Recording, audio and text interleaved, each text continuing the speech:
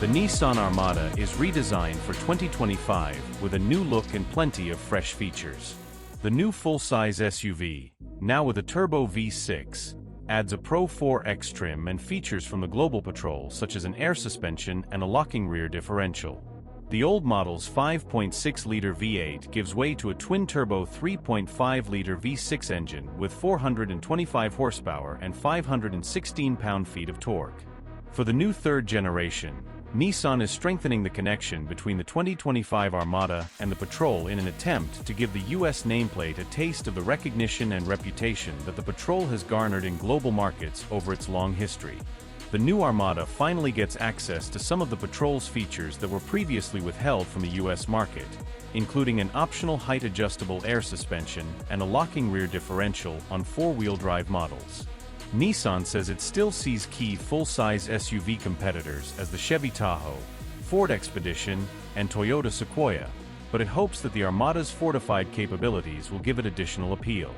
The new Armada is slightly longer than the model it replaces, and Nissan claims additional cargo space behind both the second and third rows of seats in addition to a lower floor. It still offers either 7 or 8 passenger capacity, depending on whether you choose the standard second-row bench or the optional captain's chairs. Its new look incorporates a chrome-heavy front end with C-shaped LED accent lights, while the rear end has a floating roof effect of the D-pillar and now has an LED light strip running the width of the tailgate. Like the related Infiniti QX80, the Armada ditches the 5.6-liter V8 in favor of a twin-turbo 3.5-liter V6. For those worried about the new engine's smaller displacement, the 6 attempts to silence doubters with its huge 516 pound-feet of torque and the same 8,500 pound max tow rating as before. It has 425 horsepower, a competitive number for this segment, and uses a 9-speed automatic transmission. Rear-wheel drive is standard, with 4-wheel drive optional. A Pro 4X trim level joins the lineup and comes standard with off-road goodies and a more rugged look. Nissan says its different front and rear bumpers give it better approach and departure angles, and it also has skid plates, Yokohama Geolandar all-terrain tires, and red-accented tow hooks.